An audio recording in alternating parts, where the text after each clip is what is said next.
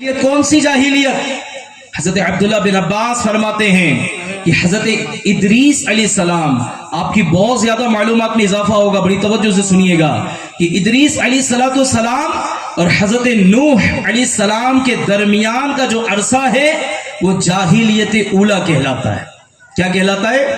وہ جاہلیت اولا کہلاتا ہے۔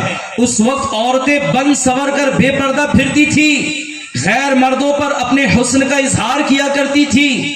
حضرت مقاتل فرماتے ہیں نمرود کے زمانے کی بات ہے، اس وقت عورتیں چھوٹے چھوٹے اور باریک کپڑے پہن کر گلیوں میں نکلا کرتی تھی۔ اب بتائیے کیا یہ جدت ہے؟ ذرا حساب کتاب تو لگائیے کہ پیارے آقا صلی اللہ علیہ وسلم کی ولادت سے لے کر حضرت عیسیٰ علیہ السلام کی ولادت کے درمیان 550 سے زیادہ سالوں کا فاصلہ ہے۔ کتنے؟ 550 سالوں سے زیادہ یہ پورا ڈسٹینس ہے، گیپ ہے، فاصلہ ہے۔ پھر عیسیٰ علیہ السلام اور حضرت موسیٰ علیہ السلام کے درمیان کا جو فاصلہ ہے وہ 17 صدیوں کا فاصلہ ہے۔ پھر موسیٰ علیہ السلام اور ابراہیم علیہ السلام کے درمیان 10 صدیوں کا فاصلہ ہے۔ ابراہیم علیہ السلام اور نوح علیہ السلام کے درمیان 10 صدیوں کا فاصلہ ہے۔ یہ کل ملا کر تقریباً 4250 سال بنتے ہیں۔ 4250 سال بنتے ہیں۔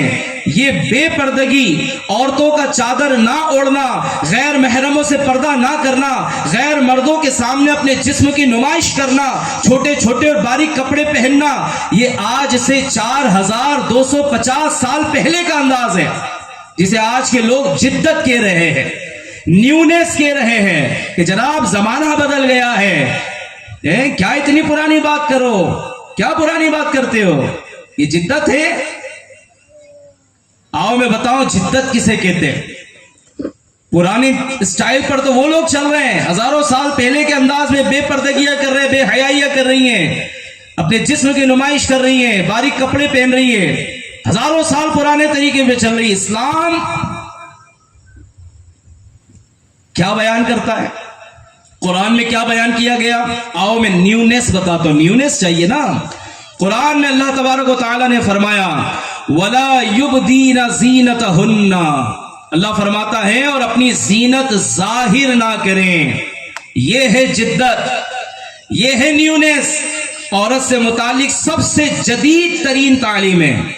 یہ آج سے 42 صدیوں پہلے کی نہیں ہے، بلکہ 14 صدیوں پہلے کی تعلیم ہے۔ اب ذرا غور کریں کہ پردہ جدید ہے یا بے پردگی جدید ہے؟ الحمدللہ اسلامی پردہ، اس میں جدت بھی ہے، اس میں حیا بھی ہے، اس میں ایمان بھی ہے، اس میں دین بھی ہے، اس میں معاشرے کی حفاظت بھی ہے، اور بے پردگی تو نیری بے حیائی ہے، جہنم کا عذاب ہے۔ تفسیر نور العرفان میں بیان کیا گیا پردہ جنت کی نعمتوں میں سے ایک نعمت ہے۔